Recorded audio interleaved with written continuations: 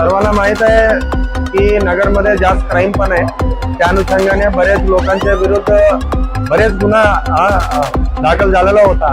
त्या अनुषंगाने आता आम्ही गंभीर गुन्हे करणारे आरोपीला आज बोलवून त्यांच्या काही प्रिव्हेंटिव्ह ऍक्शन पेंडिंग असतील, त्यांच्या काही डोजियर्स पेंडिंग असतील आणि तसेच त्यांचे इंट्रोगेशन फॉर्म आम्ही भरून घेतलेला आहे. त्या अनुषंगाने आज नगरमध्ये जे साऊथ नगरमध्ये 4 डिव्हिजन्स आहे, 4 डिव्हिजन्स कडून पोलीस स्टेशनकडून जे गंभीर गुन्हे म्हणजे जे फायरआर्म वापरणारे आरोपी, जे बॉडी ऑफेंडर्स आहे, गंभीर गुन्हा, गंभीर दुखापत, मर्डर आणि इतर गंभीर गुन्हा करणाऱ्या आरोपीला आम्ही आज बोलवून घेतलेला आहे. त्या अनुषंगाने त्यांना आता आम्ही काउन्सिलिंग केलेलं आहे की तुम्ही गुन्हेगाराकडून तुम्ही सोडून घ्या आणि पोलिसला सहकार्य करा आणि जास्तीत जास्त माहिती द्या आम्हाला, गोपनीय माहिती. त्या अनुषंगाने आम्ही पूर्ण नगरमध्ये शांतता ठेवण्यासाठी आणि क्राईम कमी करण्यासाठी तुम्ही पण सहकार्य करा म्हणून आम्ही काउन्सिलिंग केलेलं आहे.